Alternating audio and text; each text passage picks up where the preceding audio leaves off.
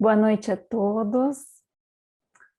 Boa Vamos noite. dar início ao nosso 12º Simpósio de Medicina Veterinária Legal.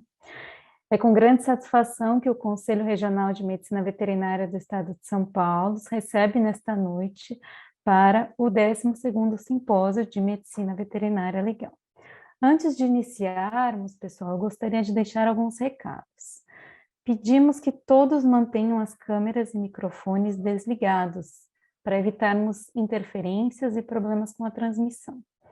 Ao final das apresentações, os palestrantes responderão a perguntas dos participantes. Então, se você tiver alguma pergunta ou dúvida, envie pelo chat aqui na plataforma.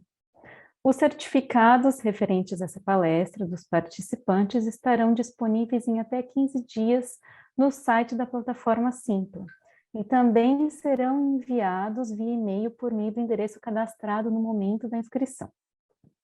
Informamos também que o evento está sendo gravado e o conteúdo estará disponível no canal do YouTube do CRMV de São Paulo. O tema da primeira palestra é Processos Judiciais, Principais Diferenças, e será apresentado pela doutora Mara Rita Rodrigues Massadi.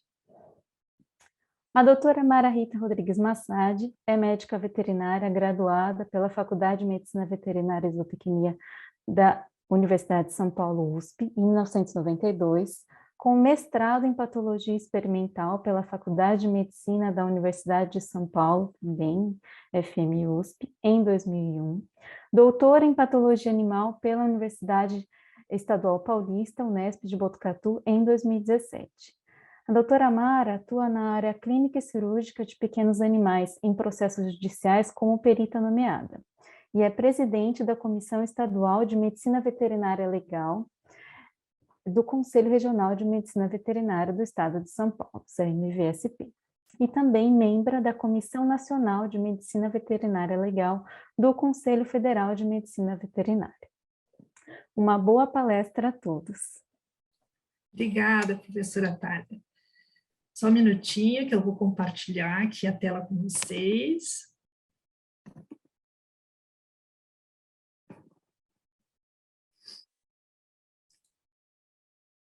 Estão vendo?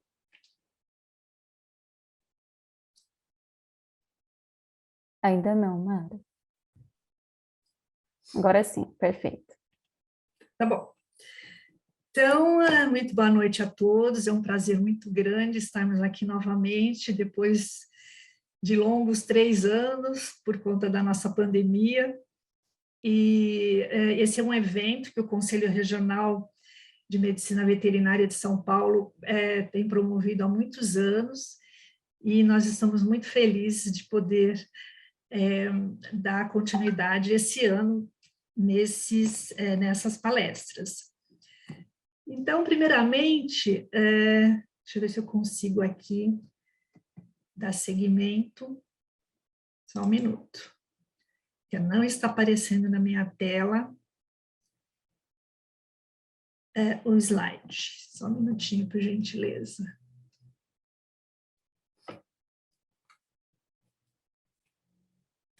Nós tivemos um problema técnico aqui e de sincronia com as telas, e ela não está mudando aqui, o slide não está progredindo. Continua o mesmo slide, Thalia? Sim, continua mesmo. Tenta passar com o cursor, a setinha do teclado para frente, para ver se vai. Sim, consegui. Muito bom. Então, esse é o 12º ciclo de palestras de processos judiciais, né? E nós vamos falar sobre as principais diferenças entre os processos.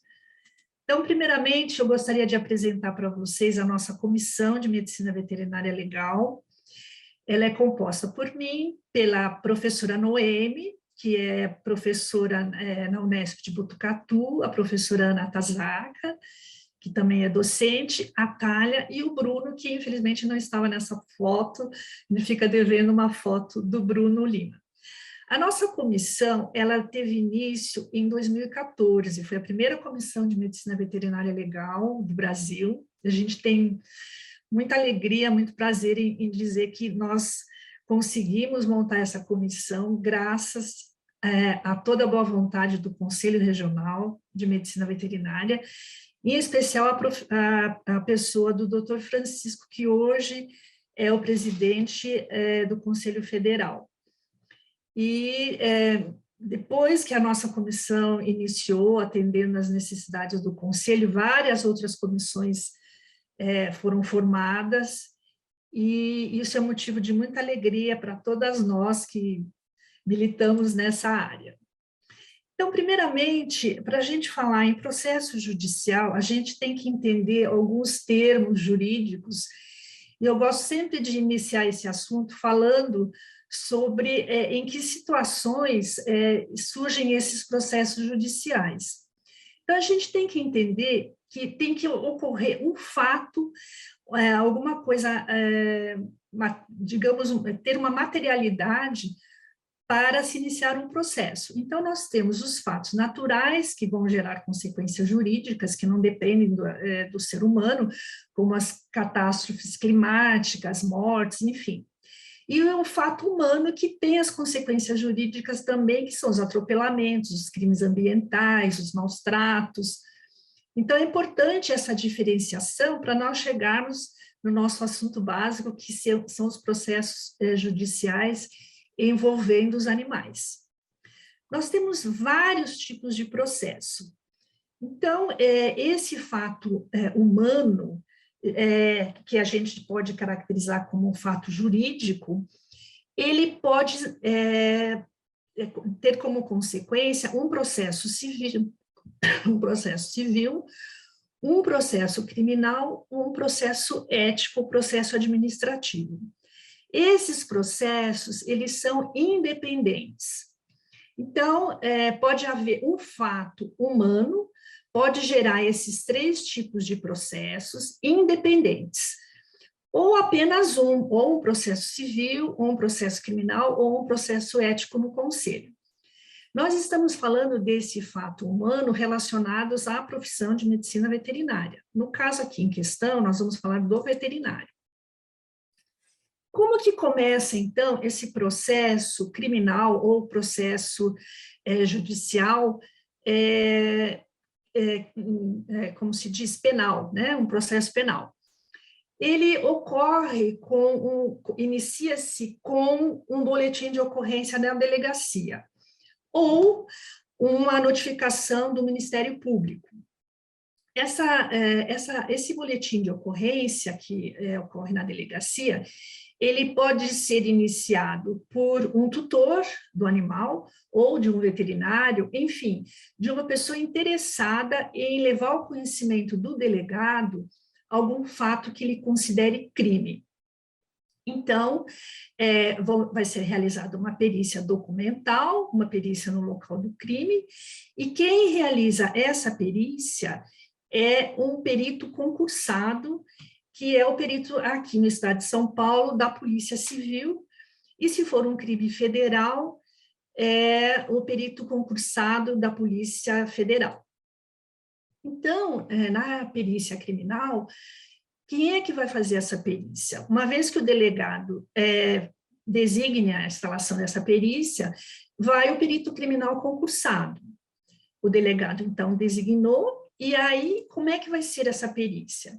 O perito ele vai até o local do crime, né, do fato, que teoricamente é um crime, mas até o momento dele chegar no local, não se sabe se ainda é um crime ou não, verifica os indícios desse crime, coleta material, realiza a cadeia de custódia. O que vem a ser essa cadeia de custódia? Esse material ele tem que ser documentado, os passos que ele vai seguir até o momento da análise no laboratório, enfim. Então, tem que ser bem documentado para não haver fraudes no processo. Senão, pode haver impugnação desse laudo pericial. E após a realização dessa cadeia de custódia, com o resultado do laboratório, enfim, das análises feitas, o perito vai realizar um laudo pericial. O delegado vai analisar esse laudo pericial e vai dar início ao inquérito policial se ele achar que, de fato, houve um crime. E, no caso, suponhamos que exista um animal vivo nessa perícia. Então, vai ser realizado um exame de corpo de delito.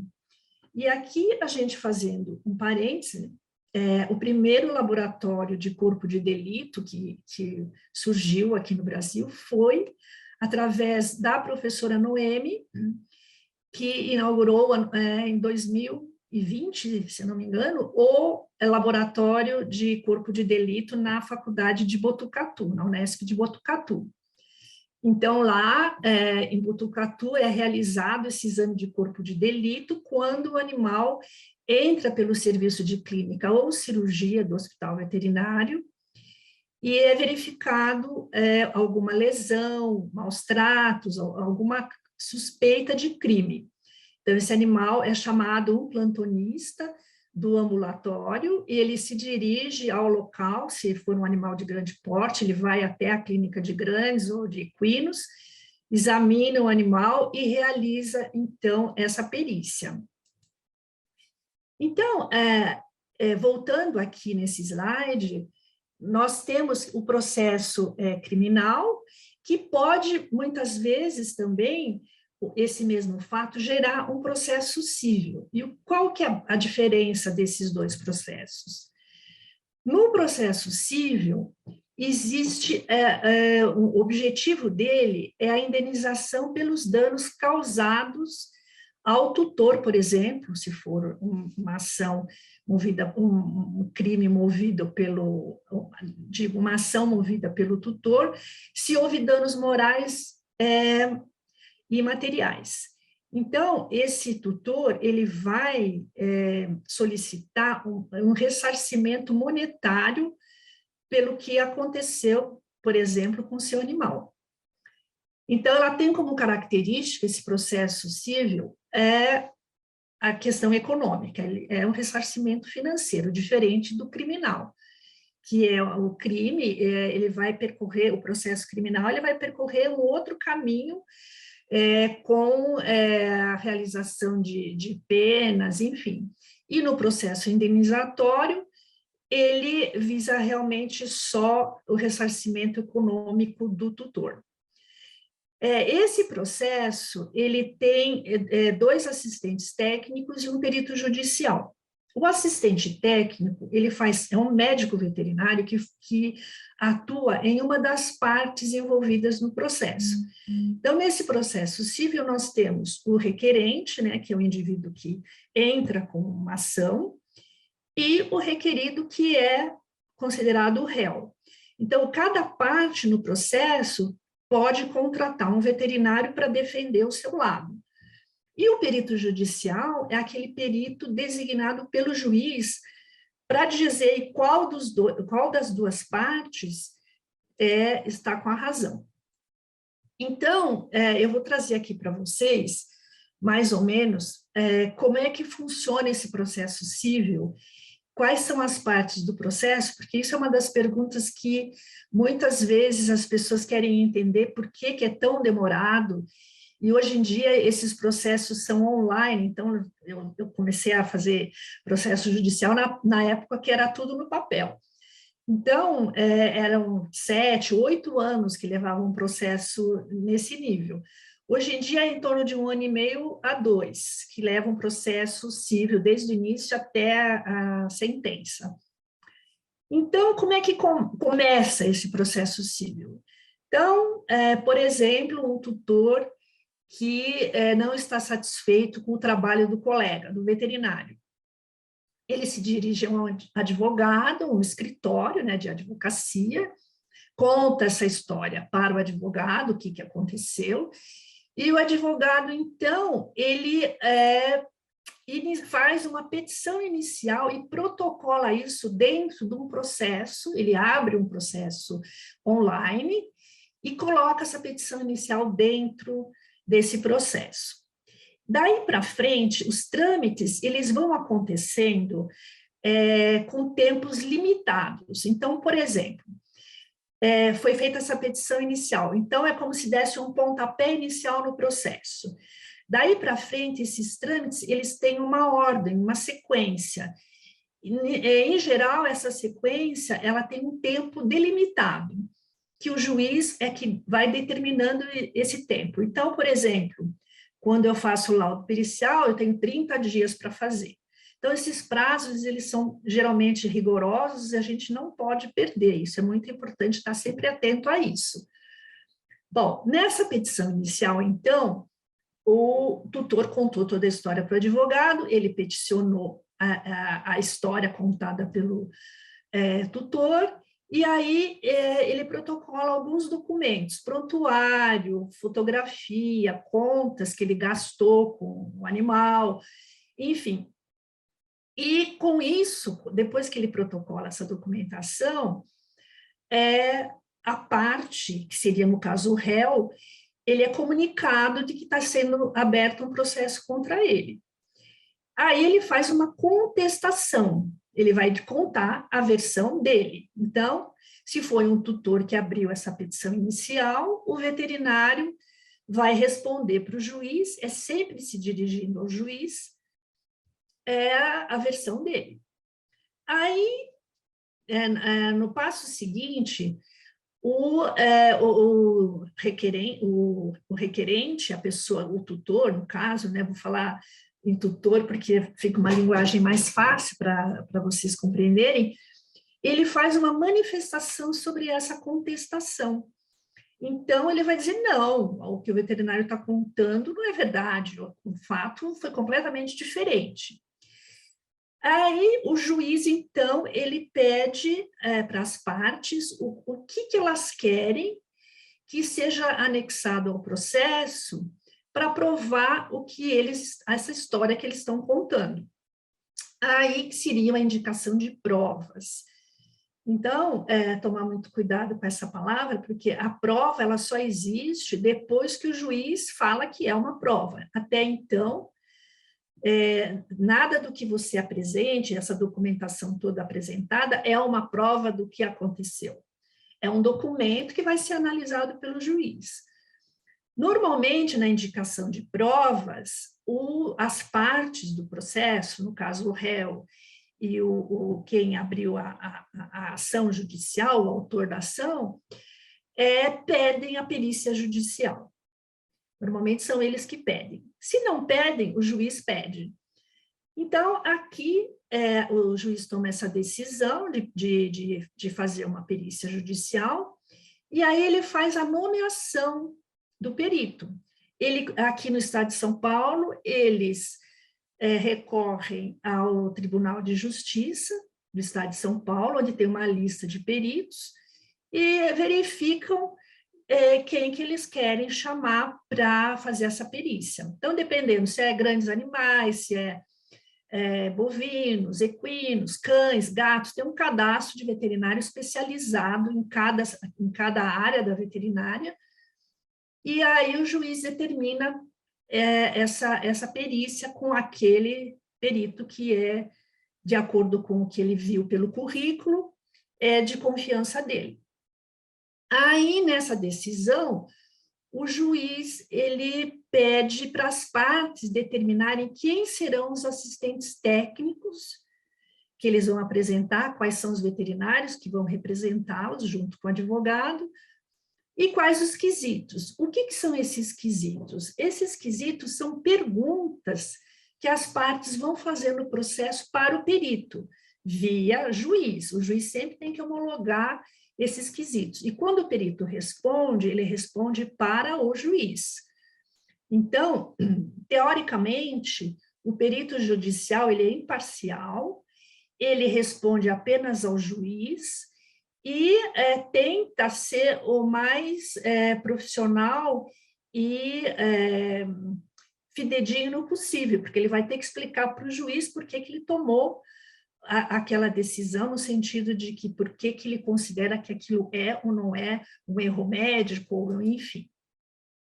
Eu trouxe aqui para vocês um exemplo de como que é a linguagem do juiz quando ele nomeia uma perita. No caso aqui, eu peguei esse exemplo de uma perícia que eu fui determinada como perita nomeada. Então, aqui, olha, defiro a petição da ré e determino a realização da perícia, ou seja, a ré aqui pediu uma perícia, que é, no caso, seria o veterinário que está sendo acusado. Determina a relação de perícia, nomeando Marahita Massad, que pode ouvir pessoas e solicitar documentos. Aqui, no caso, o perito, ele é autônomo. Se eu acho que é interessante consultar testemunhas do que aconteceu, eu posso, através do juiz, peticiono o juiz, peço para ele determinar a data e hora, sugiro a data e hora da análise desse depoimento, e a gente faz como se fosse uma audiência, alguma coisa assim. Então, ele fala em indicação de assistentes, elaboração de requisitos no prazo legal, que normalmente são 5 dias, e, em seguida, cientifique-se a perita, ou seja, eles vão me mandar um comunicado de que eu fui designada perita, isso vem via e-mail, porque eu tenho meu e-mail cadastrado no Tribunal de Justiça, para apresentar propostas de honorário em 5 dias, desse ciência às partes pelo mesmo prazo. Então, eu tenho 5 dias para ler o processo inteiro, fazer uma análise de quanto tempo eu levo para elaborar um laudo pericial, fazer o cálculo de horas e mandar isso para o juiz para ser aprovado. Então, a necessidade de instrução oral será apreciada ulteriormente. Então, o que quer dizer isso aqui? Que, se houver necessidade de uma testemunha, ou essa instrução oral também pode ser que o juiz queira marcar uma audiência para ouvir as partes. Então, ele primeiro vai fazer, à luz do resultado do laudo, ele primeiro vai ler o laudo, que a perita escreve e faz, e aí, se ele achar que há necessidade de instrução, há necessidade de fazer uma reunião com as partes, ele solicita isso, e demais elementos existentes nos autos. Então, vocês estão vendo que é uma linguagem muito diferente do que a gente está acostumada, e a gente tem que se familiarizar com essa linguagem. Muitas vezes é de difícil compreensão, a gente precisa, às vezes, no meu caso particular, eu consulto a minha filha, que é advogada, então, normalmente, ela me orienta na linguagem, quando eu não entendo o que o juiz está falando, porque, apesar desse tempo todo, já tem quase 10 anos fazendo perícia, muitas vezes a gente não entende a linguagem. Às vezes eu converso com o juiz para entender melhor o que ele está solicitando. Enfim, é um vocabulário bem diferente do nosso, né? Eles também não entendem muito bem o nosso vocabulário, então, é por isso que a gente tem que fazer a perícia. Então, uma vez elaborados honorários periciais, eu protocolo esses honorários, e aí o juiz arbitra. Muitas vezes, as partes não concordam, a maioria das vezes, as partes não concordam com o valor da perícia que a gente está solicitando. A gente tem uma base da perícia, do valor da perícia, através da tabela da Associação Brasileira de Medicina Veterinária Legal. Essa tabela, só para conhecimento de vocês, a hora trabalhada está em torno de R$430, que é uma média que a Associação de Medicina Veterinária Legal estabeleceu como um valor médio de trabalho. Então, aí você faz um cálculo de quanto tempo você vai levar para fazer essa perícia. Em geral, é de 10 a 15 horas. Às vezes passa um pouco. Então, por aí, vocês já calculam mais ou menos uma perícia judicial, quanto ela pode custar para a parte que perdeu o processo. Com relação, só fazendo uma parte aqui, porque é uma das perguntas que normalmente as pessoas, os alunos fazem, é quanto tempo você leva para receber isso. Quando você trabalha com perícia judicial, é em torno do momento que você foi designada perita até a finalização do processo, dá em torno de 6 a 8 meses, às vezes um pouco mais. Então, esse é um dinheiro que você vai receber com quase um ano de defasagem, quando você recebe o valor que você pediu para o juiz.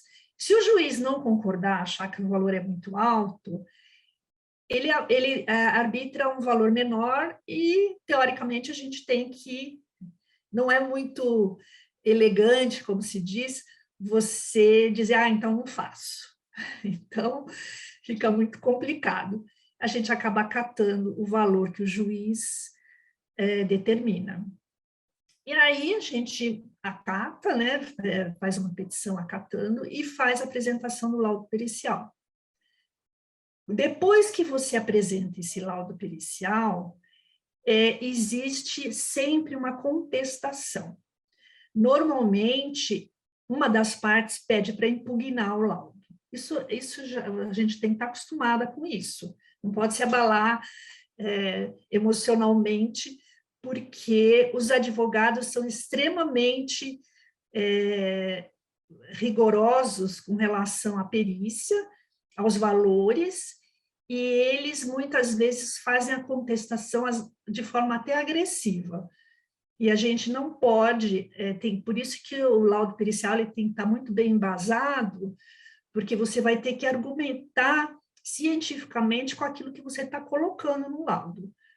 Então, é muito importante esse embasamento e muitas vezes você tem que estar confiante naquilo que você expôs para o juiz, para não ter seu laudo impugnado lá na frente. Bom, com o laudo pericial, fazendo só um resumo, que tem outras partes ainda do processo, mas o juiz, se concordar com o laudo, ele libera a sentença judicial. E aí, normalmente, a sentença, pelo que eu tenho observado esses anos todos, vai de encontro com o laudo pericial. Normalmente, o juiz concorda com o que está no laudo, a parte que foi beneficiada 100% das vezes concorda, claro, e a parte que pode ter sido réu ou não, que não há concordância, eles vão ficar argumentando e muitas vezes eles recorrem para a segunda instância. Então, esse é o processo civil, um pouquinho complicado, né? O processo ético, vamos passar para o processo ético, depois a gente responde se tiver alguma perguntinha. O processo ético, ele é um processo que ele acontece dentro do Conselho Regional de Medicina Veterinária e ele é um processo somente para veterinários. Parece um pouco óbvio a gente falar isso, mas muitas vezes as pessoas acreditam que não, você pode processar eticamente um indivíduo que está exercendo a profissão de médico veterinário sem ser veterinário. Então, não há como acontecer um processo ético em que não tenha CRMV. Isso é uma coisa muito importante de vocês entenderem. O processo ético é um processo para veterinários, assim como na odontologia tem o processo ético para o dentista, na veterinária tem o processo ético para o veterinário. Esse processo, ele é regido pela Resolução 330 de 2020. Todo aquele rito que a gente chama de rito, né, aquele procedimento do processo civil, o processo ético, ele caminha praticamente da mesma maneira. Então, essa resolução, eu coloquei o número aqui para vocês consultarem posteriormente, ela é uma resolução que conta todo esse caminho que vai ser percorrido durante um processo. Então, tem a petição inicial, como se fosse a petição inicial, tem a parte da contestação, a parte que está sendo acusada pode contratar um advogado, enfim, está tudo isso especificado dentro dessa resolução do Conselho Federal. Mas no que ela se baseia? Ela se baseia no Código de Ética do Médico Veterinário. Se não está no Código de Ética, não há como processar o médico veterinário, abrir um processo ético contra ele se não está definido no Código de Ética se aquilo pertence à profissão de veterinário, enfim.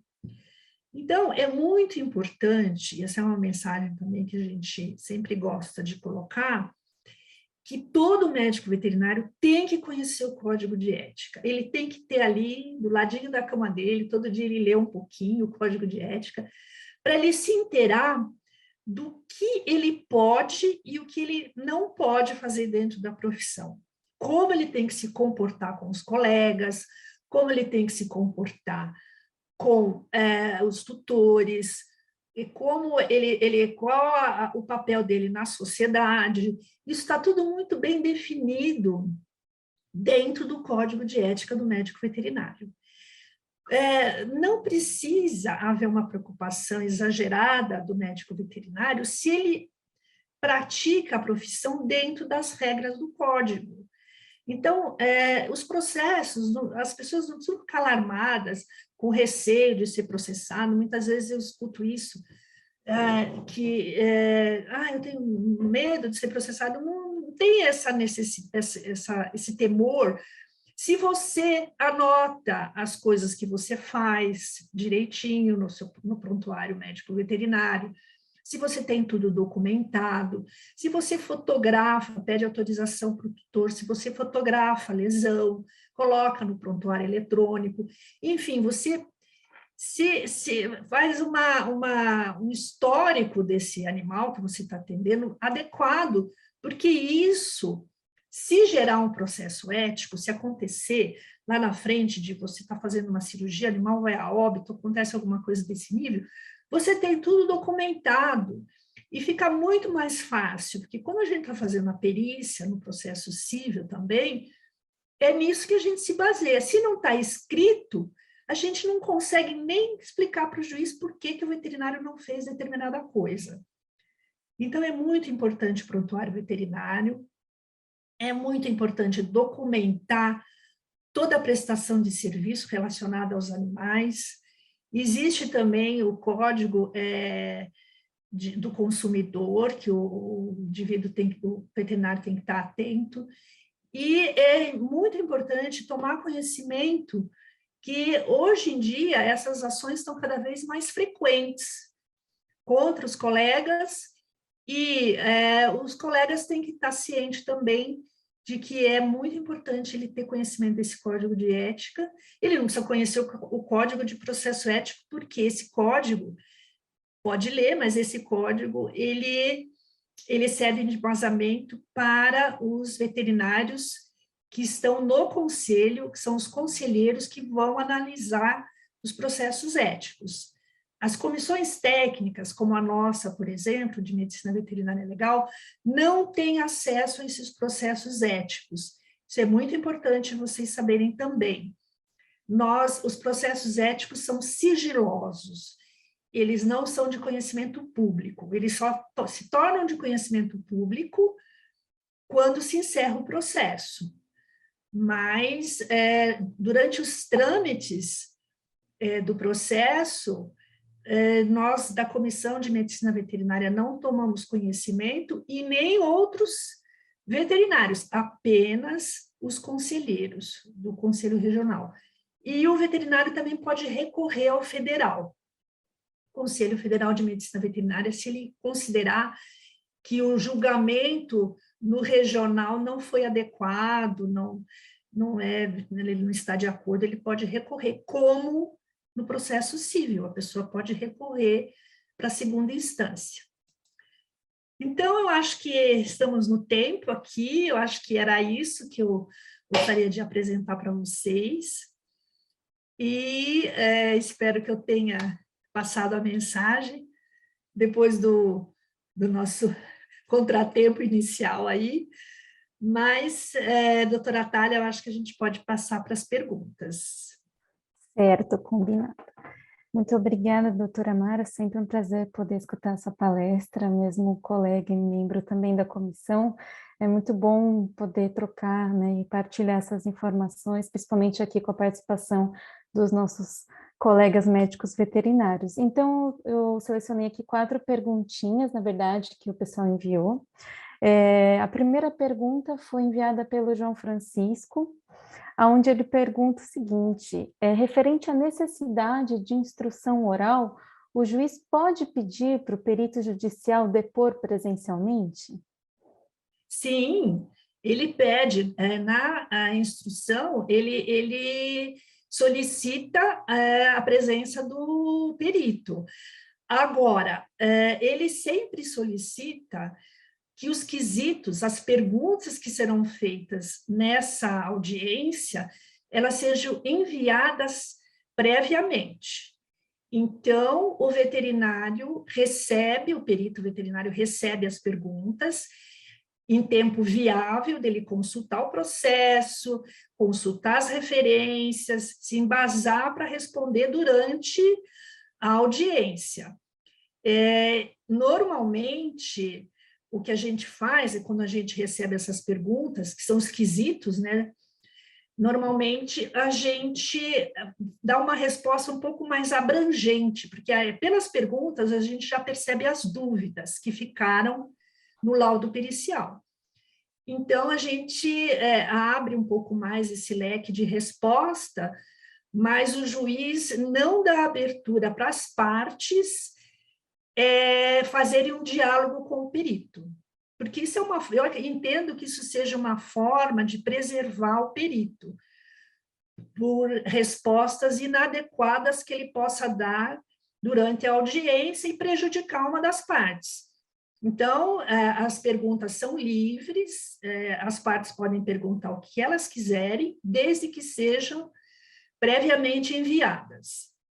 E o perito pode vir com as respostas prontas, por escrito, pode protocolar essas respostas,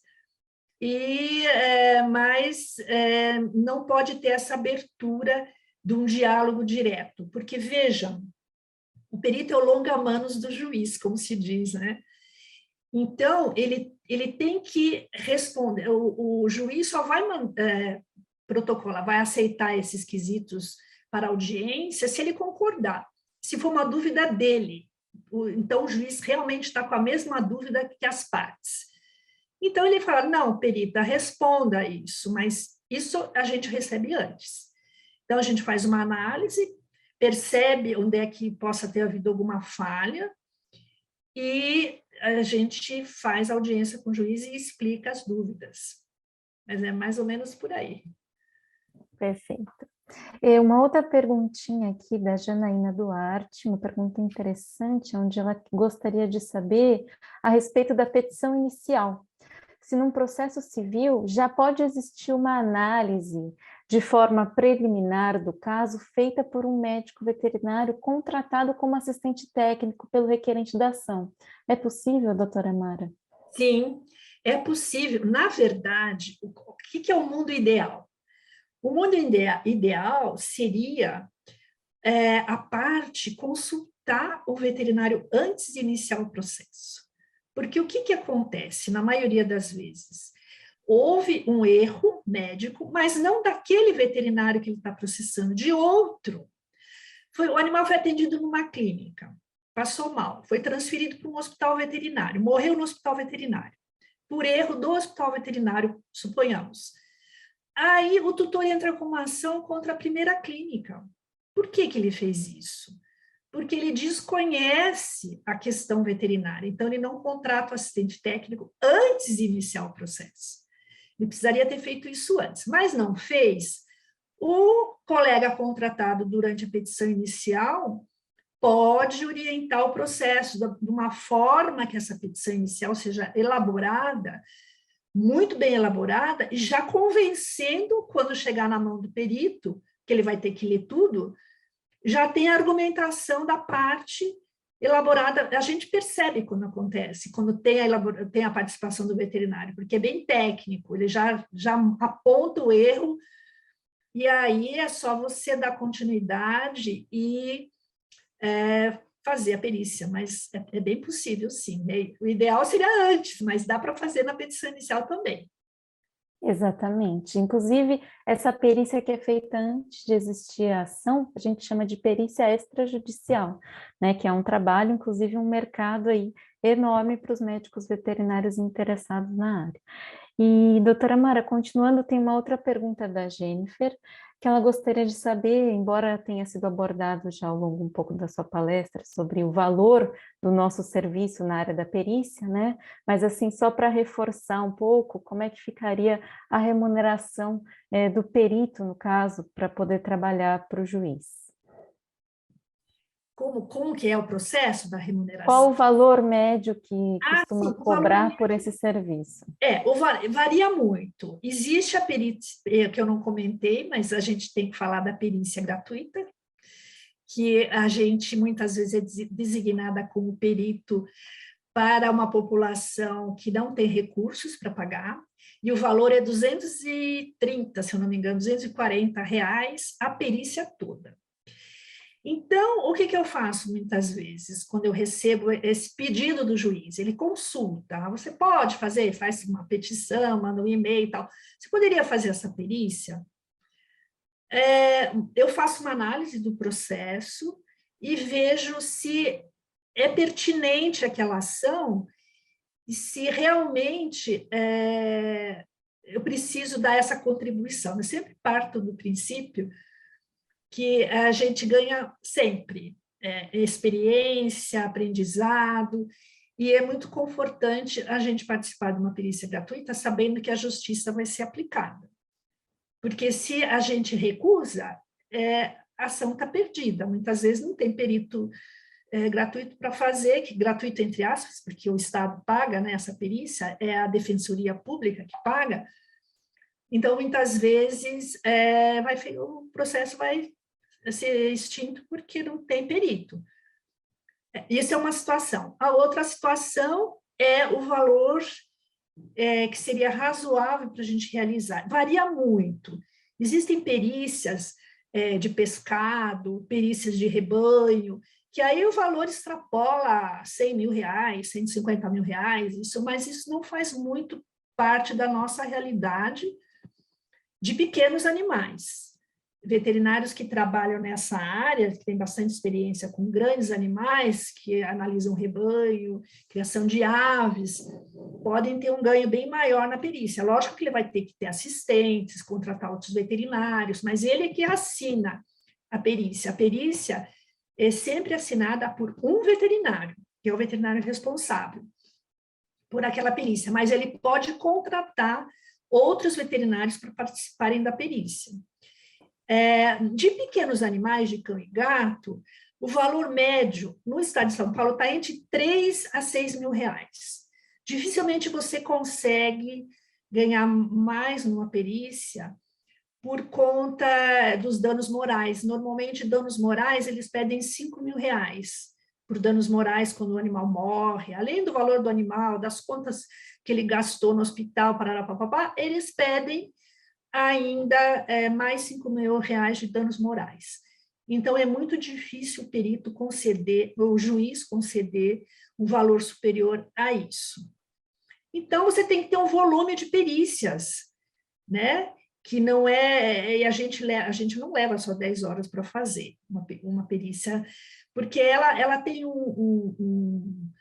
é como se fosse uma monografia. Você faz uma introdução, você traça o objetivo, você faz o levantamento bibliográfico, se tiver que fazer análise, fazer corpo de delito, você tem que fazer, enfim, é uma tese que você faz. Então, não dá para fazer 10 teses por mês, é muito complicado. Então, é mais ou menos por aí. Tem que ter uma segunda atividade veterinária, só de perícia, por enquanto, ainda está um pouquinho complicado. Perfeito, ótima resposta. E uma última pergunta da Viviane, ela gostaria de saber por onde começar para ser um perito judicial. Ai, muito boa pergunta. Veja, a primeira coisa que eu sempre gosto de dizer é que você tem que ter experiência naquela área que você vai ser perito. Então, não pode ser um aluno recém-formado a já fazer um curso de especialização em medicina veterinária legal. Por quê? Porque suponhamos que você tenha que fazer uma perícia de banho e tosa. Você não tem experiência nenhuma com banho e tosa, por exemplo, que o animal foi queimado no banho e tosa, ou caiu da mesa. Então, como que você vai fazer uma perícia sem uma experiência prévia?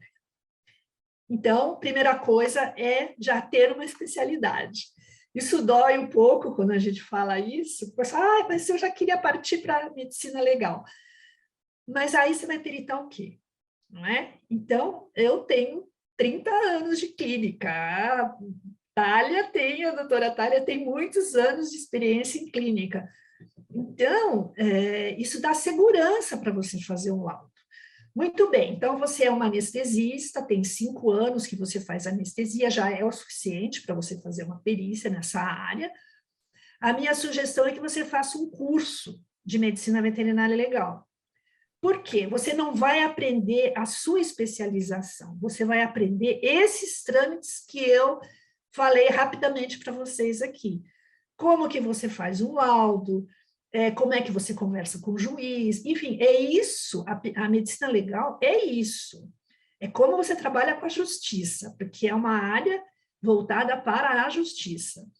Então, é muito importante fazer esse curso e ter esse, no estado de São Paulo, não sei como os outros estados já estão com relação à inscrição dos peritos, mas para ser perito judicial, assistente técnico, todos, bom, teoricamente todos nós podemos, não sei se a Thalia vai falar na sequência, mas todos nós podemos exercer o papel de perito, mas seria interessante que o currículo fosse compatível com aquilo que você vai peritar.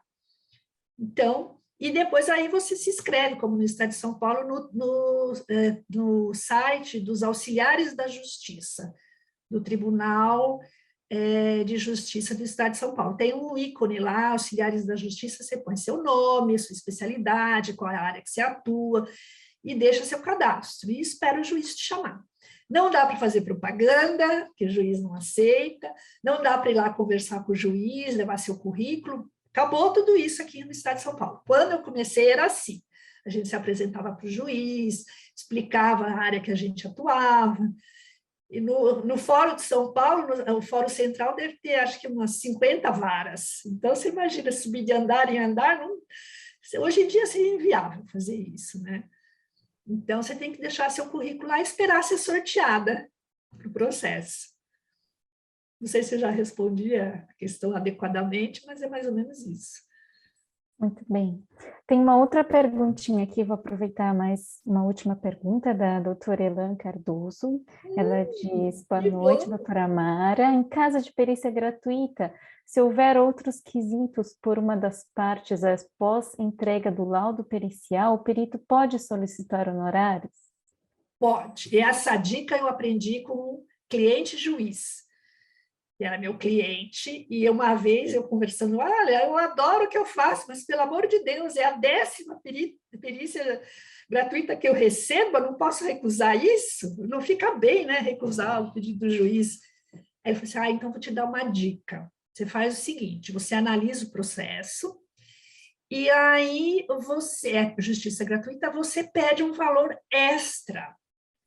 Então, se a perícia fosse 5.000, você pede mais R$ 1.500 e fala, olha, se vocês não me pagarem mais esses R$ 1.500, infelizmente eu não vou poder fazer a perícia. Então, você já põe isso na sua resposta dos honorários, quando ele solicita a perícia, e aí você faz uma cartinha bem, assim, uma petição bem bonitinha, com as palavras bem, olha, assim não dá R$ 200 para trabalhar aí uma semana, 15 dias em cima de um processo, é complicado, né? E o juiz, 100% das vezes que eu pedi, eles concordaram. Então, pede sim, pode pedir, doutora Elan, que o juiz dá. Isso aí. No pior das hipóteses, a parte vai desistir da ação, né, e vai acabar evitando que você faça esse trabalho a mais de forma, com uma remuneração irrisória, né, que às vezes acaba sendo um pouco um um abuso às vezes, né? Vai indo uma quantidade enorme de questões quando o ponto principal já foi resolvido, mas a parte vem mandando mais quesitos para prolongar o tempo do processo também. Isso é uma questão de estratégia, às vezes, dos advogados, mas nós somos somente peritos ou assistentes técnicos, então a gente tem que andar, né, como diz a carruagem. Bom, doutora Mara, tem uma outra enxurrada de elogios aqui Obrigada. nas mensagens, daqui a pouco a doutora vai poder ler aqui. Então, vamos prosseguir. Eu passo a palavra, então, para a doutora Mara, para que a gente possa dar continuidade para as próximas para a minha palestra. Muito bom. Bom, a doutora Tânia, ela é médica veterinária, mestre e doutora, formada pela Universidade Unesp de Botucatu, campus de Botucatu, e ela tem o título de doutora também junto com a Universidade de Salamanca. Isso é uma alegria também muito grande para nós. Ela foi a primeira doutoranda da Unesp de Botucatu que obteve esse título de doutora na Unesp e fez uma defesa junto, que eu participei, inclusive, assisti, com a Universidade de Salamanca, na Espanha. Tem especialização em informática em saúde, Unifesp, atua como perita judicial no Tribunal de Justiça de São Paulo, faz parte da Comissão Técnica de Medicina Veterinária e Legal do Conselho Regional de São Paulo, é diretora técnica do Forensic MedVet, como assessora técnica na área de perícia veterinária, e é membro da Associação Brasileira de Medicina Veterinária Legal, que é a nossa associação representativa. Muito obrigada, Tânia, pela participação, e vamos à sua palestra. Muito obrigada, pessoal. Obrigada, doutora Mara, pela apresentação. Todos estão vendo a minha tela? Sim? Positivo? Uhum. Passando o slide, ok? Uhum. Ok. Bom, pessoal, então vamos dar início à palestra abordando o tema Importância da necrópsia na medicina veterinária. Legal. Então, antes de começar a falar sobre necrópsia, eu vou entrar um pouquinho, né, no conceito da medicina veterinária legal propriamente dita. E o que seria a medicina veterinária legal, se não a intersecção entre a medicina veterinária e o direito? Afinal de contas, nada mais é do que a aplicação da justiça, né? A gente vai aplicar todos os nossos conhecimentos em prol da justiça. Então, é uma união entre essas duas ciências. Por essa razão, no final das contas, a gente precisa sempre estar trabalhando em parceria também com os nossos colegas, advogar e entender um pouquinho, né? Escutar, ler bastante, para poder compreender essa linguagem jurídica que muitas vezes acaba caindo nas nossas mãos quando você vai participar de um processo, seja com o perito, assistente técnico, ou ainda elaborando um parecer extrajudicial. Obviamente que eu quero deixar bem claro aqui que uma coisa é totalmente diferente da outra, não quer dizer que o médico veterinário, ele vai querer entrar na área do direito, e nem que um advogado vai querer entrar na área da medicina veterinária, mas é uma colaboração entre duas áreas distintas, mas que se complementam para poderem atuar a favor da justiça. Obviamente que acredito que deva ter alguns participantes aqui assistindo a nossa palestra hoje, que podem até ter as duas formações, o que certamente vai facilitar ainda mais a atuação numa área como essa.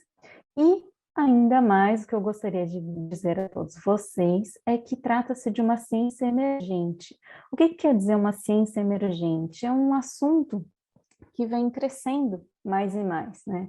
E a gente tem vários motivos pelos quais a gente sabe hoje em dia que essa crescência acontece. Inclusive, trabalhos científicos, por exemplo, da equipe do professor Paulo Maiorca, lá da USP, que trabalharam em cima de pesquisas de trabalhos de processos judiciais para saber se esses números eles realmente estão aumentando. E sim, eles estão aumentando. Então, nós sabemos que a judicialização é algo crescente na área da medicina veterinária, não só da medicina veterinária, da saúde em geral, né?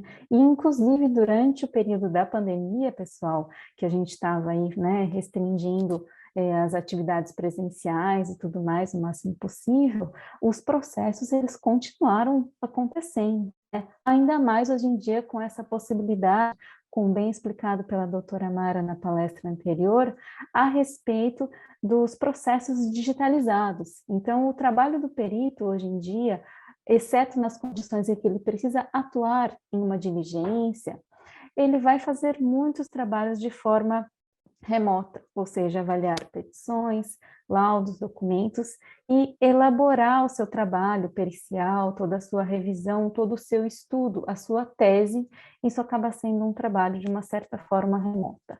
Obviamente que a gente precisa, né, do nosso networking, da nossa interação, dessa comunicação, isso é muito importante, mas sem dúvida nenhuma, essa é uma profissão, né, que tende a trabalhar de uma certa forma um pouco mais independente, vamos dizer assim.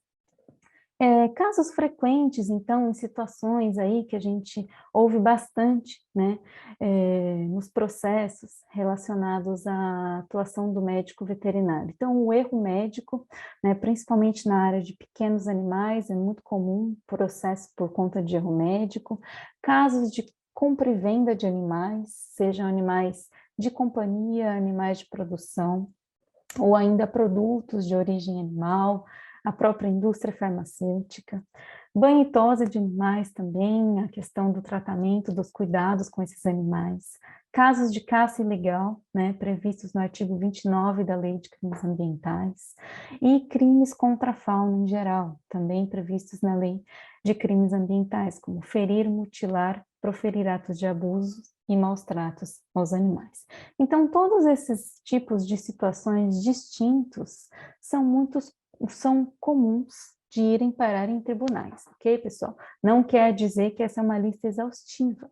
Existem ainda outras situações também, aonde relacionadas à atuação do médico veterinário e da ciência médica veterinária em geral, que vão parar nos tribunais. Mas eu venho aqui apresentar para vocês as situações um pouco mais corriqueiras e comuns, e comum do dia a dia do trabalho da perícia veterinária. E, na verdade, o que eu quero falar hoje é a questão da importância da necrópsia, porque, pessoal, toda vez que você tiver um paciente, um animal que veio a óbito no meio de uma história, no meio de uma problemática, no meio desse fato jurídico, esse animal, ele deveria ter sido submetido a um exame necroscópico, porque é esse o exame que vai auxiliar a investigação da causa-mortis. E isso é muito importante como prova dentro de um processo, tá? Infelizmente, não é isso que a gente vê sempre, ok? Com frequência, eu vejo processos, seja atuando como assistente técnica ou perita judicial, onde os animais, em situações que eles vieram a óbito, eles não foram encaminhados para exame necroscópico. E isso é prejudicial, tá? Isso é prejudicial tanto para o perito, como para o assistente técnico e, consequentemente, para o próprio juiz. Porque muitas vezes alguns pontos importantes podem ficar comprometidos, impedindo ainda uma dissolução daquele caso. Então, pode sim acontecer onde o processo ele vai ser inconclusivo, e aí eu estou falando principalmente dos casos criminais, né, onde vai atrapalhar muito a investigação de um caso. Então, nós, como médicos veterinários aqui hoje, pessoal, independente da especialidade de vocês, do interesse em atuar na área da medicina veterinária especificamente, ou um pouco de curiosidade para saber como que funciona, o que que é, vocês precisam estar conscientes da importância da solicitação do exame necroscópico em casos onde o animal veio a óbito, ok? E esse exame necroscópico, ele deve ser solicitado por um médico veterinário. Essa é a regra geral, tá? Então, paciente veio a óbito durante o atendimento, e você, médico veterinário, vai fazer o atestado de óbito, e esse paciente ele deve ser encaminhado para o exame necroscópico. Ah, mas Thalia, o tutor do animal não quer fazer a necrópsia, mas você, médico veterinário, você o orientou que deveria ser feito o exame necroscópico. Se ele não autorizou e não quer fazer o exame necroscópico, já é um outro ponto. Mas você fez a solicitação em 2 vias, né? Fez a pessoa assinar que ela recebeu aquela solicitação do exame necroscópico, e você está também se resguardando. Então, aí já entra também uma outra questão de evitar aquela alegação do tutor lá no futuro, falando assim, ah, mas o médico veterinário não me avisou que precisava fazer a necrópsia, né? Então, para evitar esse tipo de questão, é muito importante sempre a documentação. Eu não vou entrar sobre o assunto de documentação aqui na palestra, senão não vai dar tempo de tanto assunto que a gente tem para falar. Então, vocês podem consultar essa resolução do CFMV, que é a 1374, publicada em 2020, que fala sobre a fiscalização em laboratórios veterinários. Existe uma parte desse documento que fala sobre a solicitação de exames necroscópicos. Então, via de regra, é o médico veterinário que vai fazer o pedido. E esse pedido tem validade de 30 dias. Obviamente, né, um animal que veio a óbito, ele deve ser encaminhado quanto antes para o exame necroscópico. Caso contrário, isso vai comprometer também, né, a qualidade da análise da necrópsia, tendo em vista todas as etapas do período de decomposição, considerando a tanatologia forense. No entanto, isso é um ponto muito interessante e importante que vocês devem saber, que é possível sim as solicitações de necrópsias feitas direto pelo proprietário do animal, tá? Então, é possível um tutor de um animal chegar diretamente num laboratório de patologia veterinária e solicitar a necrópsia. Isso está previsto também na resolução. E é um ponto que, às vezes, alguns colegas médicos veterinários, inclusive, entram em contato, às vezes, discutindo sobre isso conosco, por terem medo, receio, assim, ah, mas o tutor que está pedindo a necrópsia, eu posso fazer, não posso? Você pode sim, segundo a resolução, se o tutor solicitar, você pode realizar o exame necroscópico no paciente. Obviamente que precisa do termo de consentimento livre e esclarecido, né? Tudo assinado direitinho. E quem também pode fazer solicitação de exame necroscópico são as autoridades, né, judiciais. Então, imagina que você tem um processo onde está envolvido um animal e durante esse processo, o animal vem a óbito, né? E aí a parte notifica o juiz que o animal veio a óbito, o juiz pode determinar a realização da necrópsia desse animal, independente do desejo das partes, tá? E aí eu entro principalmente falando dos casos criminais. Então, a autoridade policial, por exemplo, o delegado de polícia, ele pode também determinar a realização de um exame necroscópico no animal, com o objetivo de poder fazer o quê? Uma investigação e apuração de fatos que não estão claros ali, ou que existe uma problemática, uma suspeita de um crime. Então, a partir do momento que existe uma dúvida, né, que existe a suspeita, isso falando de um crime, a vontade, o desejo da família, desse animal, do tutor, do proprietário, enfim, do responsável, ela é afastada. E aí passa a entrar a necessidade do Estado de investigar aquela situação. A mesma coisa, na realidade, acontece com os seres humanos. E aí, nesse caso, eu estou falando de uma autópsia humana que seria realizada no IML, e no caso da medicina veterinária, uma necrópsia veterinária que será realizada dentro do Instituto Médico Veterinário Legal, que nós já temos alguns aí se espalhando pelo nosso Brasil, né?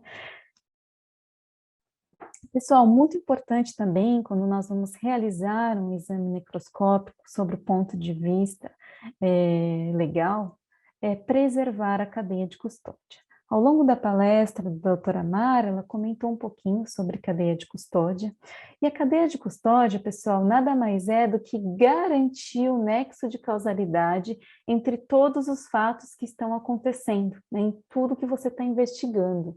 Então, eu não posso ir num local coletar uma amostra e chegar no laboratório e analisar sem acondicionar ela corretamente, identificar, preservar o trajeto, a data, a hora, o local, quem foi que coletou, né? Fotografar. Então, tudo isso é muito importante para que eu possa dizer, olha, essa amostra que eu analisei foi realmente aquela amostra coletada naquele dia X, naquele local X. O mesmo vale para um exame de necrópsia. Então, se eu vou fazer uma necrópsia em um animal, eu preciso identificar esse animal. Eu preciso ter ou uma identificação através de microchip, ou de brinco, ou tatuagem, ou uma própria foto documentação que me garanta, né, essa identificação e identidade daquele animal que eu estou examinando. Sem a cadeia de custódia, pessoal, eu corro o risco de perder o valor jurídico daquela prova que eu estou produzindo, né? Então, se a minha cadeia de custódia ela é ausente ou ela é falha, pode ser que tudo aquilo que você está examinando não vai servir para nada. Infelizmente, eu tenho que dizer a verdade a vocês, porque de nada adianta eu saber fazer uma necrópsia linda, maravilhosa, identificar todos os processos patológicos presentes, coletar o meu material para o histopatológico, fazer um exame toxicológico, mas no final das contas eu não identificar bem que caso é aquele, que animal é aquele, tinha um boletim de ocorrência associado, o exame histopatológico que foi realizado foi do material coletado mesmo desse animal, foi anotado, né, lá no cassete, no material que foi enviado para o processamento histotécnico, que este material foi coletado exatamente aquele dia, aquela hora, por aquele médico veterinário e encaminhado para análise posterior. Então, esse nexo de causalidade, ele deveria ser algo presente em todos os gestos que nós fazemos na atuação profissional como médico veterinário, independente da situação, tá? E quando eu falo disso também, a parte de cadeia de custódia, ela está muito associada principalmente aos profissionais que trabalham já dentro da área da inspeção, por exemplo. Todos os códigos, né, que a gente tem que seguir, os cuidados para ter com relação a preservar as informações e a traçabilidade, por exemplo, da produção da cadeia de produção de alimento de origem animal. Esse é um exemplo, né, informações. Eu trabalhei um período no laboratório, onde a gente trabalhava com a parte de qualidade. Então, você tem uma minuciosidade imensa na parte documental. E isso muitas vezes acaba sendo meio chato, né, meio cansativo. Porém, no final das contas, é o que acaba tornando o nosso trabalho, dando credibilidade ao nosso trabalho. Entende o que eu quero dizer? Então, nunca deixem de pecar por um excesso. É sempre melhor identificar, documentar em maior quantidade do que deixar de fazê-lo. Porque, no final das contas, a ausência, né, pode simplesmente vai basicamente invalidar tudo aquilo que você está produzindo. Então, aqui nesse slide, nós temos algumas imagens, né, de materiais para serem examinados, que foram coletados em exames, né, peças aqui que são, na verdade, órgãos de animais, identificando com o número do boletim de ocorrência, um material coletado lá no Instituto de Criminalística, dentro de uma embalagem lacrada, é muito importante lacrar as embalagens, né?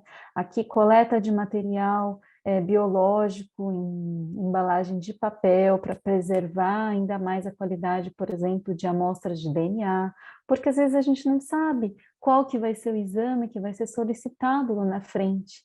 Então, eu posso estar apenas coletando amostras, né, durante um exame necroscópico, que no futuro serão utilizadas ou para um exame toxicológico ou para um exame genético, enfim. Preservar corretamente essas amostras é muito importante. Claro que isso não é tão evidente, não é tão simples, porque finalmente eu preciso também ter local para estocar, saber que nem todo o material eu posso estocar como eu quiser, preciso de um congelador, ou preciso refrigerar, quanto tempo pode ficar refrigerado, né? Agora, se eu estiver falando, por exemplo, de um pedaço de osso, né, um material calcificado, esse é um material que pode até ser estocado numa temperatura ambiente, mas ele tem que ser lacrado, vedado, identificado e tudo mais. Então, o que é a necrópsia, pessoal? A necrópsia é um exame científico dos cadáveres em que todo o corpo e todos os órgãos são expostos e examinados para que a gente possa determinar a causa da morte e as circunstâncias a ela relacionadas. Então, essa parte das circunstâncias a ela relacionadas são muito importantes quando a gente fala de uma investigação, porque no final das contas parece que o trabalho do veterinário é identificar a causa-morte e pronto, mas na verdade não é só isso. Quando você explica que, por exemplo, um animal tem uma lesão, que tem um projétil que atravessa de uma direção a outra, isso ajuda a entender a dinâmica de fatos que estavam associados a informações que foram coletadas, por exemplo, lá na delegacia. Então, tudo que a gente coloca dentro do nosso laudo de necrópsia, do nosso relatório de necrópsia, dependendo da circunstância em que ele está sendo realizado, isso pode sim ser utilizado a favor da justiça. Nunca, pessoal, negligenciem uma informação que vocês estão visualizando durante a realização de um exame como esse.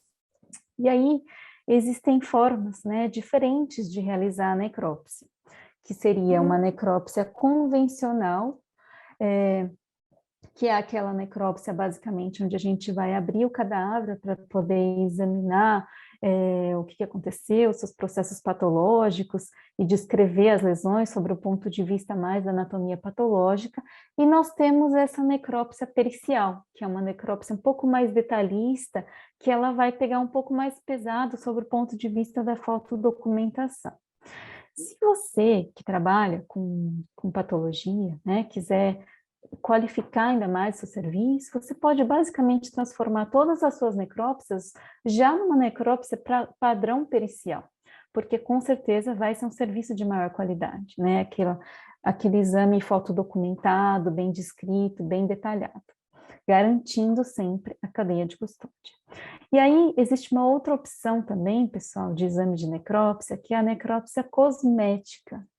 Os médicos veterinários, eles precisam ficar atentos também, né, com os avanços, as mudanças da sociedade, a forma como os animais são vistos hoje, dentro sobre o conceito de família multiespécie, e também saber se adaptar e oferecer esse tipo de serviço. A gente, às vezes, tem até dificuldade de encontrar colegas que realizam a necrópsia cosmética, que nada mais é do que preservar a estrutura externa, né, a carcaça do animal, e fazer o exame interno dos órgãos para identificar, determinar a causa da morte, identificar os processos patológicos e outras circunstâncias relacionadas, mas permitir que o cadáver do animal possa ser entregue, por exemplo, para os seus tutores, que ele possa ser velado, que ele possa ser enterrado. Então, garantindo, assim, uma forma de atendimento, vamos dizer, mais humanizado, né, um antroposomorfismo benéfico, porque, na verdade, o serviço do médico veterinário, ele também vai estar se valorizando. Dessa forma, você também poderá cobrar a mais, né, por um serviço mais completo, e ainda o seu serviço vai ser realizado, que é a finalidade do exame necroscópico. Existe um artigo, se eu não me engano, é na Veterinary Pathology, que fala sobre a aversão dos tutores ao termo necrópsia, que eles não gostam da palavra necrópsia porque faz associação com o termo necrotério, né? Então, ou necrofilia, e causa uma certa aversão.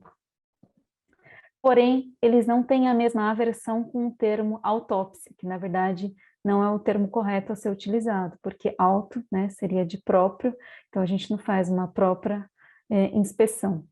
A autópsia, ela pode ser utilizada na medicina humana por conta da similaridade com a espécie, mas, obviamente, todo exame que a gente faz nos animais deve ser determinado necrópsia. Mas é interessante, né, sobre o ponto de vista um pouco até mais interpretativo, humanístico, como essa forma de abordar o tutor do animal ou questionar, né, usar um termo ou outro, pode mudar também o interesse ou a autorização e o consentimento para a realização de um exame como esse, que pode ser muito importante. Isso estou falando quando o tutor vai solicitar ou autorizar esse exame, tá, pessoal? Agora, Se for uma determinação judicial ou de uma autoridade policial, como um delegado de polícia, não existe questão, o exame deve ser realizado. Mas por que não, né? Preservar mais e mais o cadáver dos animais e poder fazer essa necrópsia cosmética. Eu tenho uma colega que trabalha no Chile e um dia a gente estava discutindo e ela falou para mim que lá eles fazem, ela só faz necrópsia cosmética, eles aprendem na faculdade a fazer mais a necrópsia cosmética para evitar, né, aquela necrópsia que a gente acaba por esquartejar todo o cadáver normal, isso falando de animais de companhia principalmente, tá? Mas nada impede que a gente possa evoluir também nesse sentido. Bom, continuando falando sobre a necrópsia, vale lembrar também que o histórico é um ponto muito importante para a gente poder identificar, né, achados, e tem uma importância muito grande também sobre o ponto de vista da medicina veterinária legal. É claro que o histórico, quando a gente fala de casos incógnitos, ou principalmente de casos criminais, ele pode ser inexistente ou muito raso, muito falho, né, e não nos trazer tantas informações importantes. Mas, desde que seja possível, é interessante que você, médico veterinário, colha as informações do histórico desse paciente antes de fazer o seu exame necroscópico. Isso pode também auxiliar, né, a fazer intersecções com relação àquelas lesões que você está identificando ali durante a realização do seu exame necroscópico. E a gente pode chamar também a necrópsia, no final das contas, de exame de corpo de delito em um cadáver, né? O exame de corpo de delito nada mais é do que examinar uma parte, né, dos achados de um suposto crime ou de um crime constatado. E aí, quando nós examinamos um cadáver, nada mais é do que o exame de corpo de delito neste cadáver, que é o exame necroscópico. Então, quando eu vou fazer uma necrópsia, eu preciso também conhecer bem os conceitos de traumatologia forense. A traumatologia forense é um ramo da medicina legal humana e a gente extrapola esses conceitos para a medicina veterinária, tentando sempre buscar uma relação causal de um instrumento que provocou lesões, né, com o que a gente está encontrando ali na hora que eu examino o animal. E aí eu vou ter diferentes tipos de lesões, que a gente vai falar daqui a pouquinho, né? Então, entender se é uma lesão, por exemplo, mais antiga, mais recente, se é uma lesão que tem um aspecto de ter sido provocada por um instrumento cortante ou por um instrumento contundente, se entender se é uma lesão que pode ter sido provocada por uma queimadura, ou se é uma lesão que pode ter sido provocada por uma inanição prolongada, né, falta de alimentação, ou ainda se é uma lesão que pode ter sido provocada por uma outra situação que não necessariamente leva a um fator criminal, por exemplo, um animal que desenvolveu uma patologia e que está evoluindo de uma forma crônica. Então, isso é um papel muito importante do médico veterinário, no momento em que ele vai fazer esse exame necroscópico. Lembrando também que no momento em que eu faço esse meu exame necroscópico, o resultado desse exame, ele pode vir a ser utilizado na justiça ou não, né? E a gente tem ali mais pessoas, mais partes envolvidas, né? Inclusive colegas médicos veterinários. Então, a responsabilidade e a importância de estar produzindo um documento, né, como esse. Por essa razão, é essencial a capacitação do profissional para poder atuar nessa área. Foi definido como especialidade pela resolução do Conselho Federal de Medicina Veterinária, a resolução 756 de 2003, nós temos várias especialidades, inclusive nós temos a especialidade de patologia veterinária e também a especialidade de medicina veterinária legal. Em 2017, a ABMVL, que é a Associação Brasileira de Medicina Veterinária Legal, foi habilitada pelo Conselho para poder conceder o título de especialista em medicina veterinária legal. Até o momento, a gente ainda não teve nenhum exame para tal, mas aí estamos em vias de, em breve, ser lançado pela nova diretoria um edital para poder formar para poder conceder esse título aos primeiros especialistas, que são profissionais que devem atender algumas exigências, né, dentro aquelas solicitadas pela associação, e também a necessidade, com relação ao que prevê na resolução 756.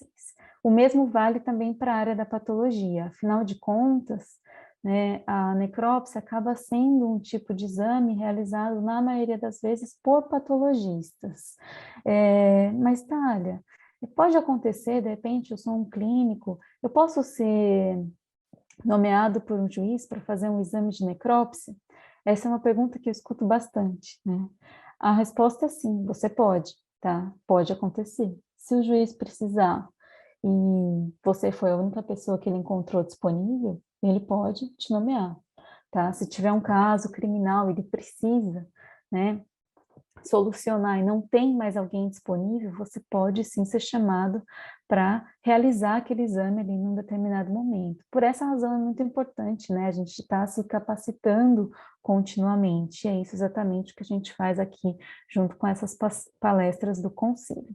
Mas, de qualquer forma, pessoal, obviamente que vai cair nas mãos daquela pessoa que é da especialidade, na maioria das vezes, tá? Que é aquela pessoa que trabalha com isso. Então, principalmente se você vive num grande centro, numa cidade grande, ou mesmo de médio porte, provavelmente deve existir um profissional que atua, né, na área ou de patologia ou de medicina veterinária legal e que é mais capacitado para trabalhar com isso. Então, nada impede, obviamente, né, de indicar e orientar, direcionar esses casos para aquelas pessoas que estão mais preparadas para poder melhor atender essa situação. Então, com relação à traumatologia forense, a gente costuma dividir as lesões em diferentes ordens. As lesões de ordem mecânica correspondem à maioria dos casos das lesões que a gente vê. Quando eu falo, por exemplo, de um corte, de um hematoma, de uma lesão punctória. Então, todos esses tipos são lesões oriundas de ações mecânicas, né? Aquelas correspondentes lá à parte da cinemática da física.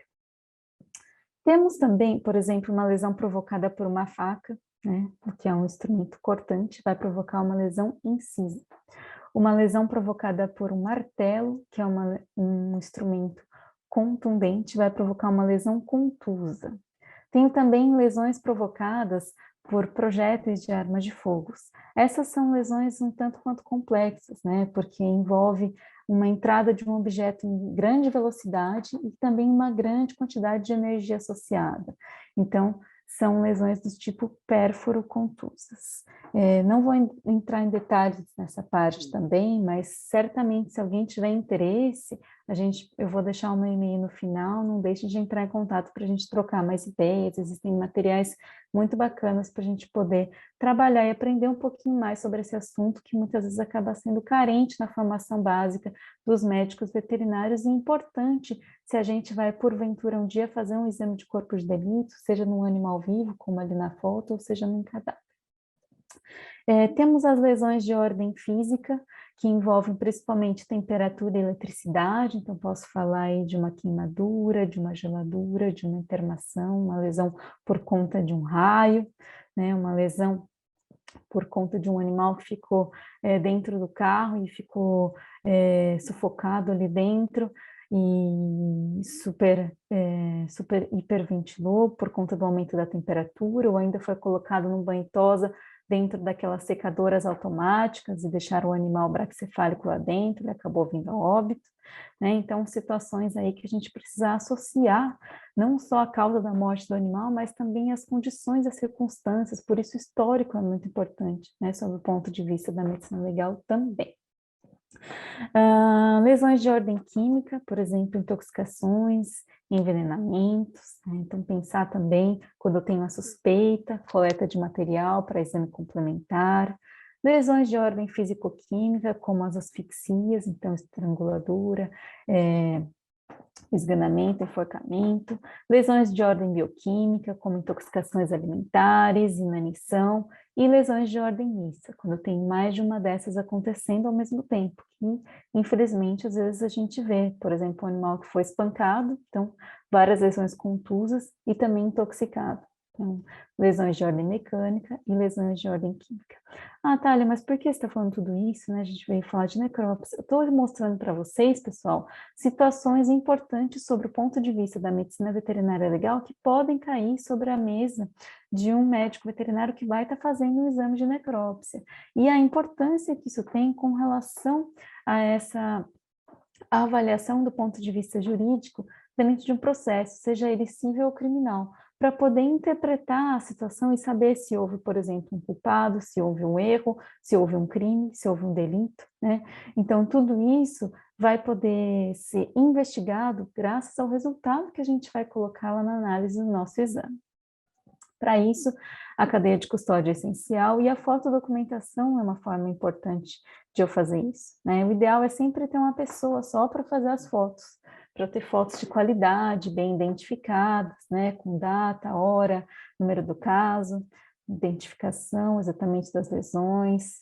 Inclusive, se você puder ter materiais, equipamentos para poder fazer medidas, né? Calcular dimensões, isso pode auxiliar a escala. Isso é muito interessante. Colheita de amostras, durante a realização do exame necroscópico também uma grande oportunidade para eu estar colhendo amostras de materiais que podem ser úteis para uma análise posterior, como eu disse anteriormente, né, no momento que a gente estava falando lá da colheita de material para a cadeia de custódia. Então, por exemplo, aqui nessa imagem acima, nós estamos coletando pelos, né, de um animal, no caso aqui fica evidente que trata-se de uma onça pintada, mas esses pelos podem ser coletados não somente para fazer a análise de tricologia forense, como também para, porventura, serem utilizados para um exame genético, inclusive podem ser utilizados para um exame de parentesco, né, dentre outros tipos de análise. Na dúvida, colete o máximo possível de material. Sempre tente entrar em contato com o laboratório que você vai encaminhar esse material, caso você já saiba, né, qual exame você precisa fazer, para saber como que deve ser essa coleta. Por exemplo, aqui nessa imagem eu tenho o estômago de um felino que foi supostamente investigado por carbamato, também conhecido como chumbinho, que é um agente tóxico muito potente, né, que provoca normalmente aí a morte do animal muito rapidamente por conta de inibição da enzima de acetilcolinesterase e vai inibir as contrações musculares ali, o animal vai ter uma insuficiência respiratória aguda e vai acabar vindo a óbito. Bom, nesse caso, fica evidente no exame necroscópico a presença desses grânulos aderidos na mucosa gástrica.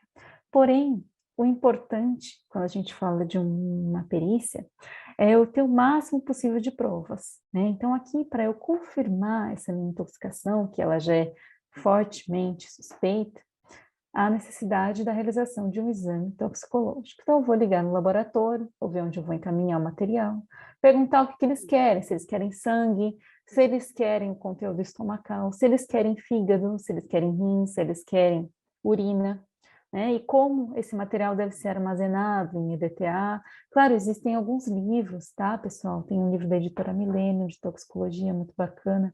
Tem um livro também, os professores lá da USP, muito bom, de toxicologia, onde existem alguns guidelines, o que a gente pode coletar, o que a gente deve coletar ou não. Mas, de preferência, tente entrar em contato com o laboratório, que a troca entre vocês vai ser muito boa e vai facilitar ainda mais essa análise. Lembrem-se também de coletar, de preferência, né, fazer uma dupla coleta, para você poder ter uma contraprova, você envia uma parte do material para o laboratório e guarda uma outra com você, tá? Caso precise lá na frente, caso você seja chamado para refazer a perícia, né, para essa contraprova que a gente fala ao longo de um processo, de uma investigação, principalmente criminal, você tem esse material aí para poder se defender, para poder confirmar aquela informação que foi apresentada anteriormente. Então, alguns recursos aí que a gente pode usar durante a realização do nosso exame de necrópsia. Aqui na imagem a gente tem a professora Noemi Souza Rocha, que foi minha orientadora no doutorado, no mestrado, também orientadora da doutora Mara durante o doutorado, e a professora Noemi também é membro da nossa comissão, assim como a professora Natazaka, e o doutor Bruno Lima, que é perito criminal no Instituto de Criminalística de São Paulo. E aqui nessa foto, a professora Noemi está lá no departamento de patologia junto com um equipamento que auxilia a fazer fotos em exames necroscópicos. E esse equipamento, ele faz uma análise macroscópica forense das imagens, garantindo a preservação da cadeia de custódia, desde que a gente coloque os dados corretamente, né, entre corretamente os dados, e também facilita medidas, avaliações e elaboração de laudos necroscópicos. Então, outros recursos, né, caso você não tenha equipamento como esse, você pode trabalhar com uma câmera fotográfica. Essa plataforma chama-se MacroPath, tá, pessoal? Uma empresa italiana que produz. Você pode usar, hoje em dia, por que não, né? Ele é aceito também o próprio telefone celular. Inclusive, o celular, hoje, ele é tão imbatível que ele, às vezes, permite, inclusive, alguns recursos que numa câmera convencional a gente não tem, como, por exemplo, a geolocalização, você conseguir já associar o local onde está aquela imagem, colocar ela num banco de dados na nuvem, né, garantindo, assim, também aquela cadeia de custódia tão importante, que às vezes é mais difícil numa câmera convencional. É claro que tem que tomar muito cuidado com essa questão do telefone, tá, pessoal? A questão de sigilo, a questão de não compartilhar essas imagens, então tudo isso é muito importante quando a gente trabalha, né, com o telefone celular, ainda mais hoje em dia, redes sociais e tudo mais em ação aí, as coisas acabam indo rápido demais, né? Esse é um ponto importante também a gente falar, né, quando eu discuto a medicina veterinária legal. Sem dúvida nenhuma, pessoal, os processos, como a doutora Mara comentou anteriormente, processos éticos, processos cíveis, né, até mesmo os criminais, porque o avanço da comunicação, das redes sociais, da mídia, permite que as pessoas possam trocar informações tão rapidamente e fomentar, né, o desejo, a ânsia por processos ou por justiça. E isso tem um lado muito positivo, certamente, porque a gente vê muitos avanços, muita coisa caminhando. Mas, por outro lado, a gente tem que se precaver, tem que tomar mais e mais cuidado também, porque qualquer pequeno vacilo, qualquer pequeno deslize pode virar, né, um grande problema. Então, o código de ética tem que estar sempre presente aí nas nossas ações, na nossa atuação profissional. E a colheita de amostras para exames complementares, como genético, toxicológico, tricológico, entomológico, né, são formas muito úteis e comuns que a gente acaba realizando pós um exame necroscópico. Então, eu deixo para vocês aqui uma sugestão de literatura, de um artigo publicado por mim e pela professora Noemi, em 2014, na Revista de Educação Continuada do Conselho Regional de Medicina Veterinária de São Paulo. Então, certamente, se vocês entrarem com o título lá, Exame de Corpo de Delito na Perícia Veterinária, vocês vão encontrar em Open Access para download esse artigo que fala um pouquinho de alguns termos da área da perícia veterinária, fala um pouco sobre exame de necrópsia, fala um pouco sobre medicina veterinária legal e outras atuações aí dentro da área da patologia em geral e também da clínica veterinária. Então, como considerações finais, para encerrar nossa palestra, gostaria de dizer a vocês que a realização da necrópsia veterinária, ela deve sempre ser feita dentro dos preceitos éticos e legais. E, ainda mais, precisa de uma atualização contínua e capacitação profissional para que ela possa ser feita da melhor forma possível e auxiliar a justiça em prol dos animais e também da nossa sociedade como um todo, que no final das contas é a nossa função, né, e o nosso trabalho como médico veterinário. Pessoal, parece que tinha para falar para vocês, deixo aqui o meu e-mail e fico à disposição para as perguntas. Obrigada. Muito obrigada, professora Thalia. É sempre muito bom ouvir suas palestras, é um aprendizado eterno. Muito bem. Obrigada. Então, vamos às perguntas. Tem várias perguntas. A primeira é da Laís. ela pergunta se é possível fazer uma necrópsia judicial, porém de forma cosmética. Desculpa, qual foi a pergunta, Mara? Se é possível fazer uma necrópsia judicial de forma Hum, cosmética. sim, é possível, como eu disse ao longo da nossa palestra, desde que a gente consiga solucionar e responder todas as perguntas do juiz fazendo essa avaliação dos órgãos, né, sem basicamente precisar cortar todos os membros do animal, retirar o crânio, né, separar da cabeça do resto do corpo, eu consigo examinar a maioria dos órgãos, retirando de uma forma como se fosse minimamente invasiva, como é feito nos seres humanos, né? A não ser que seja um caso, por exemplo, de um animal que tenha sofrido um acidente, que ele tenha sido, que ele acabou sendo desfigurado, que aí, infelizmente, acaba comprometendo essa questão estética e, obviamente, a necrópsia cosmética vai ser comprometida. Muito bem. Uma pergunta do Amauri, ele gostaria de saber se na veterinária também posso utilizar o que preconiza o artigo 162 do Código de Processo Penal, onde fala que nos casos de morte violenta, bastará o simples exame externo do cadáver. A necrópsia, Hum, a necrópsia cosmética seria um sinônimo de exame perimicroscópico? boa pergunta.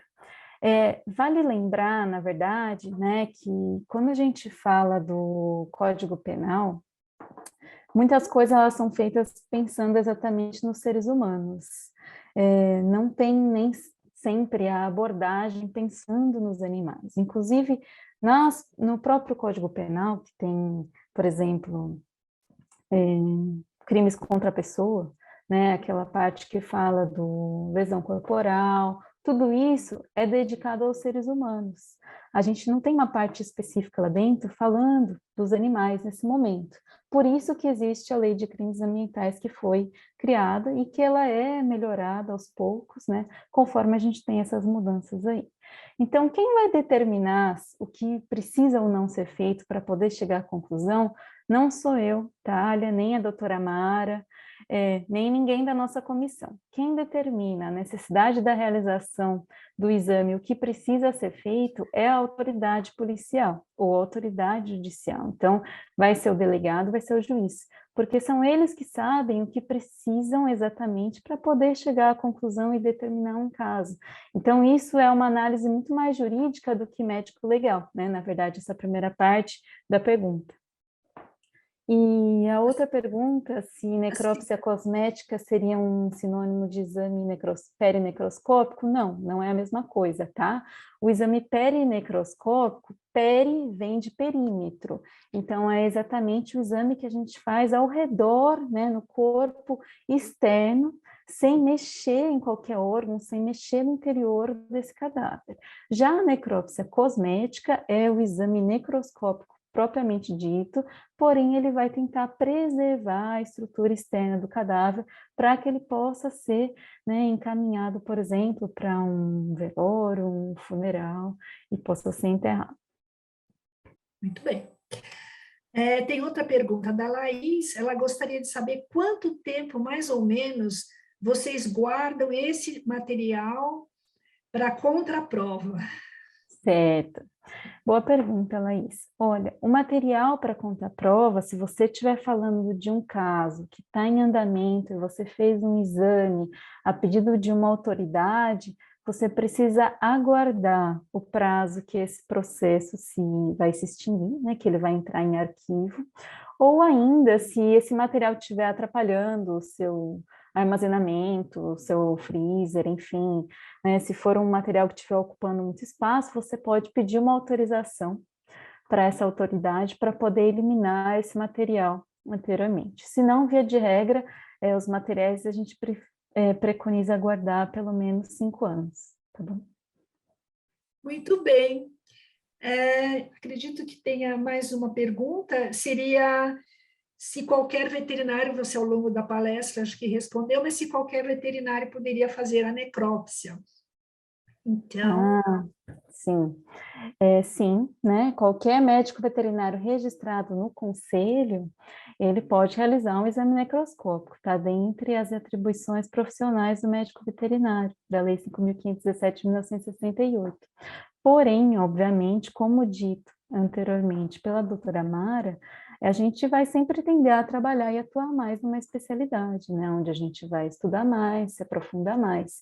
Então, obviamente que o ideal para poder fazer um exame necroscópico é ser um profissional que atua na área de patologia ou de medicina veterinária legal, que tenha uma especialização comprovada nesse assunto, né? Tenha participado de muitos exames, feito relatórios, então que conheça para poder interpretar. Claro que isso pode, todos os médicos veterinários, eles são capazes de fazer isso, mas depende, obviamente, dessa capacitação aí, que é contínua no final das contas. muito bem, professora Thalia. Eu acho que todas as respostas foram muito bem esclarecedoras.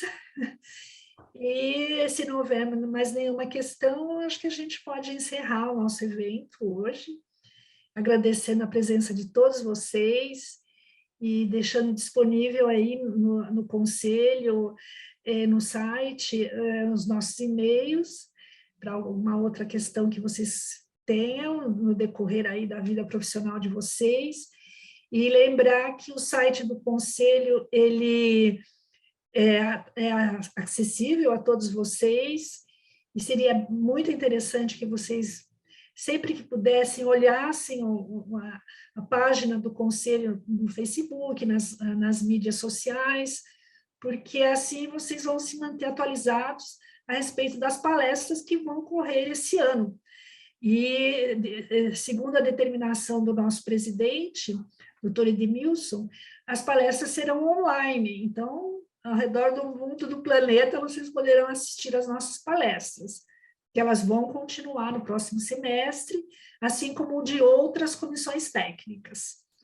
Então, eu gostaria de agradecer mais uma vez a presença de vocês, e não sei se a Thalia gostaria de fazer mais algum comentário, e encerrarmos a nossa Não, muito apresentação. obrigada. Gostaria só de agradecer também a presença de todos e espero que vocês tenham aproveitado aí essa noite de troca de informações. Obrigada, doutora Mara, também pela... Eu agradeço. Obrigada, gente. Tchau, pessoal. Boa noite a todos. Boa noite. Até a próxima.